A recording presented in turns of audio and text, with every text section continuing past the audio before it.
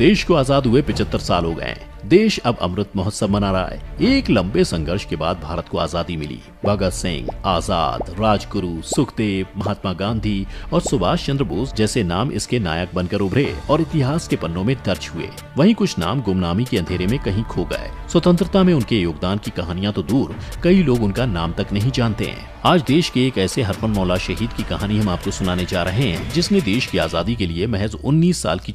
देश को आजाद हुए 75 साल हो गए। देश अब अमृत महोत्सव मना रहा है। एक लंबे संघर्ष के बाद भारत को आजादी मिली। भगत सिंह, आजाद, राजगुरु, सुखदेव, महात्मा गांधी और सुभाष चंद्र बोस जैसे नाम इसके नायक बनकर उभरे और इतिहास के पन्नों में दर्ज हुए। वहीं कुछ नाम गुमनामी के अंधेरे में कहीं खो गए। स्वतंत्रता में उनके योगदान की कहानियां तो दूर, कई लोग उनका नाम तक नहीं जानते हैं। आज देश के एक ऐसे हरफन मौला शहीद की कहानी हम आपको सुनाने जा रहे हैं, जिसने देश की आजादी के लिए महज 19 साल की छोटी सी उम्र में फांसी के फंदे को चूम लिया और देश के लिए शहीद हो गया। चलिए आज आपको सुनाते हैं उनकी कहानी। कौमी झंडा फहराए फरफर, दुश्मन का सीना कांपे थरथर, आया विजय का जमाना, चलो शेर जवानों। ये पंक्तियां उस क्रांतिवीर ने तब कही थी जब वो महज 7 साल के थे। वो अपने बचपन में हाथों में तिरंगा लिए अपने गांव की गलियों में देश प्रेम के गीत गुनगुनाया करते थे। जब इस बच्चे ने थोड़े होश संभाले तो फांसी के फंदे को अपने गले में डालकर क्रांतिकारियों को याद किया करता था। जब कोई उनसे पूछता कि ऐसा क्यों करते हो, तो जवाब था, मैं भी भगत सिंह की तरह देश की खातिर हंसते हंसते फांसी के फंदे पर लटक जाना चाहता हूँ। इस बच्चे का नाम था हेमू कलानी। कुल मिलाकर हेमू बचपन से ही देशभक्ति की बातों और महान क्रांतिकारियों की अजीम कुर्बानी को सुनते हुए बड़े हुए। उनके अंदर देश के लिए मर मिटने का जज्बा हमारी सोच से भी शायद कहीं ऊपर था। हेमू का जन्म 23 मार्च 1923 को सिंध के सक्खर में हुआ था। पिता पेसूमल ईंट के भट्टे चलाते थे। उनकी गिनती समाज के सम्मानित और इज्जतदार लोगों में होती थी। वहीं माँ जेठी बाई घर संभालती थी। हेमू कलानी गांव के प्राइमरी स्कूल से 5वीं कक्षा पास करने के बाद जिले के तिलक हाई स्कूल कॉलेज में एडमिशन ले चुके थे। पढ़ाई के साथ हेमू खेलकूद में भी काफी होनहार थे। उन्हें कुश्ती में महारत हासिल होने के साथ क्रिकेट, कबड्डी और फुटबॉल, तैराकी, साइकिलिंग आदि खेलों में भी काफी रुचि थी। छोटी सी उम्र में ही पढ़ाई के दौरान हेमू ब्रिटिश सरकार के खिलाफ होने वाले आंदोलनों में हिस्सा लेने लगे। उन्होंने जालिम और क्रूर हुकूमत को उखाड़ फेंकने का संकल्प लिया और अपनी जान हथेली पर रखकर अंग्रेजी अफसरों को ललकारते रहे। जब गांव में ब्रिटिश अधिकारियों का काफिला आता तो लोग डर के मारे घरों में छिप जाते थे, लेकिन हेमू उन अधिकारियों के सामने निडर होकर कहते, जान देना देश पर ये वीर का काम है, मौत की परवाह न कर जिसका हकीकत नाम है। देशभक्ति की ललक जगाती उनकी तमाम पंक्तियां लोगों में आजादी की भावना को जन्म देती। हर कोई उनके साहस और निडरता का मुरीद हो चला था। जब बंदूक लेकर पिता को रिहा कराने निकल पड़े। एक बार का वाकया है। इनके पिता को किसी बात पर अंग्रेजी सिपाही पकड़ कर ले जाते हैं। जब ये घर आए तो इनकी मां रो रही थी। इन्होंने उनसे पूरा माजरा पूछा। हकीकत जानने के बाद हेमू ने अपनी मां से पिता को छुड़ाकर वापस लाने की कसम खाई। इसके बाद बंदूक खोसे अपने एक साथी के साथ पिता को छुड़ाने निकल पड़े थे। खैर, उनके टीचर ने जब उनको समझाया कि अकेले जाना ठीक नहीं है, जब तक हमारे पास एक मजबूत संगठन नहीं होगा तब तक हम कुछ नहीं कर सकते। उनकी बातों को गंभीरता से लेते हुए हेमू स्वराज्य सेना मंडल दल का हिस्सा बने। बाद में वे इस दल की रीढ़ की हड्डी बनकर उभरे। हेमू अपने साथियों के साथ विदेशी कपड़ों का बायकॉट करने के लिए लोगों में चेतना जगाने का काम करते थे। वो विदेशी कपड़ों को इकट्ठा करने के बाद उसे जला देते थे। इस निडर आजादी के सिपाही का बस एक ही सपना था कि वे क्रांतिकारी शहीद भगत सिंह की तरह देश की खातिर फांसी के फंदे पर झूल जाएं। इसके लिए वे अपने गले में फांसी का फंदा भी डालते और शहीदों को याद करते थे। वे कहते थे कि ऐसा करने पर उनके अंदर देश के लिए मर मिटने का जज्बा पैदा होता है। जब अंग्रेजों के 40 सिपाही मार डाले। हेमू अक्सर क्रांतिकारी गतिविधियों में बढ़ चढ़कर हिस्सा लेते रहे। एक बार उनके कुछ साथियों को हिरासत में ले लिया गया। उन्हें आजाद कराने के लिए हेमू ने भारी तादाद में लोगों को जमा किया।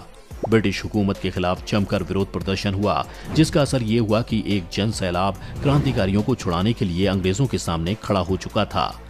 बेगुनाहों को आजाद किया जाए, अफसर माफी मांगे, जिन्होंने खून बहाया है उनको निलंबित किया जाए। ब्रिटिश हुकूमत मुर्दाबाद, नहीं चलेगा नहीं चलेगा, अंग्रेजों का अत्याचार नहीं चलेगा, इंकलाब जिंदाबाद, आजाद आजाद करो, बेगुनाहों को आजाद करो जैसे नारों की आवाज की सदा बुलंद की जा रही थी। ब्रिटिश सेना के पसीने छूट गए।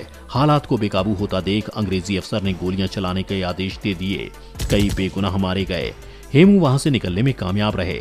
उनके अंदर अंग्रेजों के खिलाफ गुस्सा था, वो उनसे इसका बदला लेना चाहते थे। आगे हेमू ने अपने साथियों को छुड़ाने के लिए जेल पर गोलीबारी की। इसके अलावा ब्रिटिश सेना के साथ हुई मुठभेड़ में उन्होंने अपने साथियों के संग 40 अंग्रेजी सिपाहियों को मौत के घाट उतार दिया था। इस तरह उन्होंने बेगुनाहों के खून का बदला ले लिया था। हथियार से भरी ट्रेन पलटाने की योजना। आगे पूरे देश में भारत की आजादी के लिए आंदोलन तेज हो चुके थे। 8 अगस्त 1942 को गांधी जी ने भारत छोड़ो आंदोलन की शुरुआत की। अब हर देशवासी आजादी चाहता था। अंग्रेजों के खिलाफ इस आंदोलन ने व्यापक रूप ले लिया। इधर अंग्रेजों ने कुछ बड़े क्रांतिकारियों जैसे महात्मा गांधी, नेहरू और खान अब्दुल गफ्फार खान को गिरफ्तार कर लिया। उधर हेमू कलानी ने स्वराज्य सेना के साथ सिंह की कमान संभाल ली। जगह जगह अंग्रेजों के खिलाफ विरोध प्रदर्शन किया। कई बार अंग्रेजी सेना के दांत खट्टे किए। ब्रिटिश सेना भी अब इनके साहस और निडरता से खौफ खाने लगी थी। छोटी सी उम्र में हेमू ने लोगों के दिलों में आजादी की जो आग भड़काई थी, उससे अंग्रेज हैरान थे।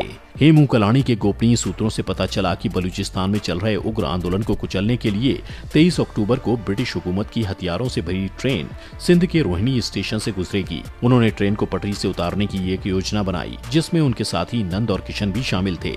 योजना के मुताबिक तीनों क्रांतिकारी मिशन को अंजाम देने के लिए पहुंचे। तभी अंग्रेजी सेना ने उन्हें देख लिया। हेमू ने जब सिपाहियों को पास आते देखा तो उन्होंने अपने साथियों से भागने के लिए कहा। वो खुद वहीं खड़े रहे। ब्रिटिश सेना ने उन्हें गिरफ्तार कर लिया। उन पर मुकदमा चलाया गया। हेमू कलानी वैसे भी अंग्रेजी हुकूमत की आंखों में खटक रहे थे। पहली बार वो अंग्रेजों के हत्थे चढ़े थे। उन्हें जेल के अंदर बहुत ही ज्यादा प्रताड़ित किया गया, लेकिन उन्होंने अपने साथियों का नाम नहीं बताया। ब्रिटिश हुकूमत ने 19 वर्षीय हेमू कलानी के साहस से खौफ खाकर उन्हें फांसी की सजा सुना दी, जिसके बाद उनका परिवार, साथी और दोस्त गमगीन थे। लेकिन हेमू की आंखों में एक चमक, चेहरे पर मुस्कान, अजीब सी कशिश थी। फिर क्यों ना हो, जब उनका शहीद भगत सिंह की तरह देश के लिए शहीद होने का सपना पूरा होने वाला था। 19 की उम्र में फांसी के फंदे पर झूल गए। ब्रिटिश हुकूमत के इस फैसले के बाद सिंध में जगह जगह विरोध प्रदर्शन होने लगे। कई बड़े क्रांतिकारी भी इसके खिलाफ थे। बावजूद इसके जालिम अंग्रेजी हुकूमत ने महज 19 साल की उम्र में 23 जनवरी 1943 को हेमू कलानी को फांसी के फंदे पर लटका दिया। हेमू शहीद हो चुके थे। सिंध के लोग गमगीन थे। उन्होंने अपने बहादुर आजादी का सिपाही खो दिया था।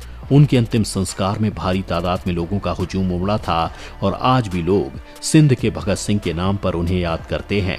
आज भले ही हेमू कलानी जैसे महान क्रांतिकारी हमारे बीच मौजूद नहीं है, मगर उनकी देश पर मर मिटने वाली सोच आज भी हमें प्रभावित करती है। आपको क्या लगता है कि भगत सिंह की तरह देश के किस किस शहीद को याद किया जाना चाहिए? हमें कमेंट बॉक्स में जरूर बताएं। हम आपके लिए हर एक की कहानी लेकर आएंगे। वीडियो अगर आपको पसंद आई हो तो इसे लाइक और शेयर जरूर करें और चैनल को सब्सक्राइब करना ना भूलें।